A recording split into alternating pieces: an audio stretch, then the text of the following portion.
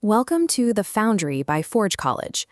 Now that we've planned out our work with ERC 4337 and smart accounts, it's time to look at moving real things, like gold or property, onto a blockchain. When you swap most cryptocurrencies, the network doesn't care who you are. But the moment a token represents a real-world asset, the law steps in.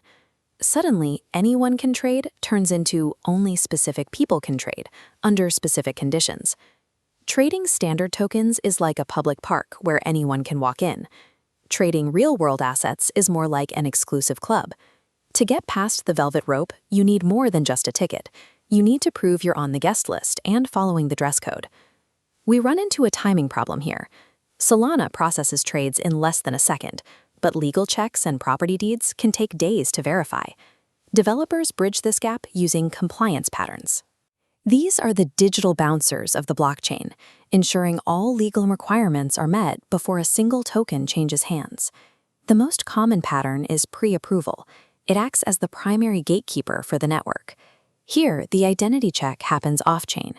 A legal team confirms who you are, issuing a digital hand stamp to your wallet.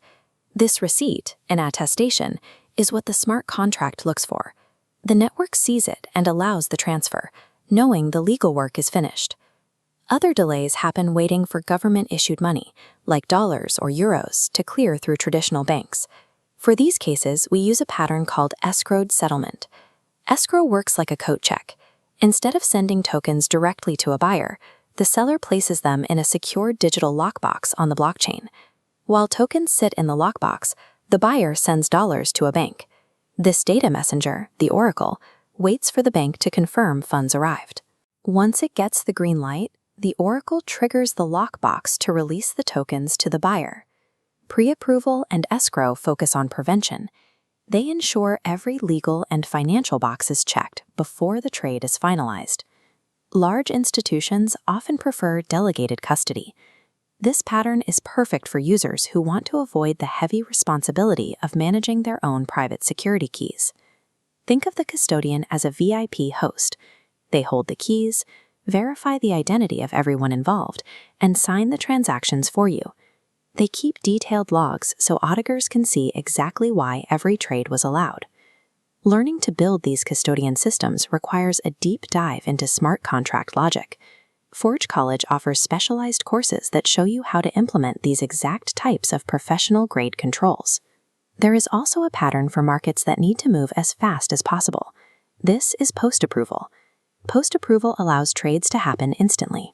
The bouncers don't check IDs at the door.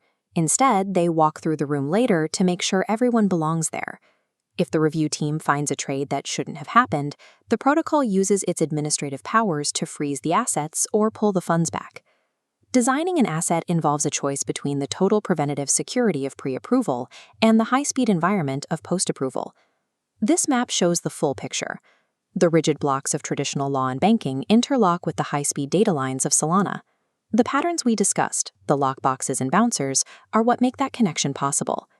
Bringing real property onto a digital ledger is a process of selecting the right pattern for the right situation. By using identity receipts, secure lockboxes, or regulated hosts, developers create an environment where legally protected assets can thrive on a decentralized network. To take advantage of blockchain efficiency, we build smart boundaries that respect real-world rules. To explore how to build these tokenized assets and dive deeper into the world of Web3, visit forge.college. You'll find more guides and resources to help you start your next project. See you in the next lesson.